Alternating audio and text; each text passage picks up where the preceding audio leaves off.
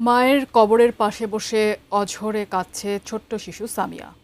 বুক ভরা কান্নায় বারবার ডেকে উঠছে, আম্মা আমাকে নিয়ে যান। এমনই এক হৃদয় বিদারক দৃশ্যের ভিডিও ছড়িয়ে পড়ে সামাজিক যোগাযোগ মাধ্যমে, আর তাতেই নাড়িয়ে দেয় মানুষের মন। শুরু হয় তীব্র আলোচনা সমালোচনা। কুমিল্লা প্রতিনিধি হুমায়ুন কবির জীবনের পাঠানো তথ্য ছবিতে ডেস্ক রিপোর্ট।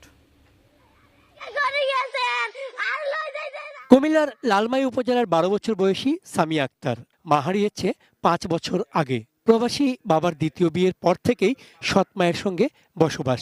অভিযোগ উঠেছে এই শিশুটি ও তার ছোট ভাই দীর্ঘদিন ধরে নির্যাতনের শিকার। ভাইরাল হওয়া ২৫ সেকেন্ডের ভিডিওতে দেখা যায় মায়ের কবরের পাশে বিলাপ করছে সামিয়া। সেই অসহায় কান্না মুহূর্তেই ছড়িয়ে পড়ে ফেসবুকে, জাগিয়ে তোলে মানুষের সহানুভূতি। ঘটনার পরপরই নড়েচড়ে বসে প্রশাসন। উপজেলা নির্বাহী কর্মকর্তার কার্যালয়ে ডেকে নেওয়া হয় শিশুটি ও তার সৎ মা আয়েশা আক্তারকে। সেখানে নিজের আচরণের জন্য ক্ষমা চান তিনি এবং ভবিষ্যতে এমন কিছু না করার প্রতিশ্রুতি দেন। আমি কোনোদিন আমি কইছি আমি সবার হাতে পায়ে ধরে ক্ষমা চাইতে আছি, আমার ক্ষমা করে না। আমি কোনোদিন মাইরানি খাওয়ানো পড়ানো কাছে রাখবো, সবকিছু করবো। 5+ স্টার রেটিং প্রাপ্ত দেশের সর্বোচ্চ বিদ্যুৎ সাশ্রয়ী ওয়ালটন এসি স্মার্ট কমফোর্ট এখন নেক্সট লেভেলে। প্রশাসন জানিয়েছে অভিযুক্তকে ১ মাস পর্যবেক্ষণে রাখা হয়েছে।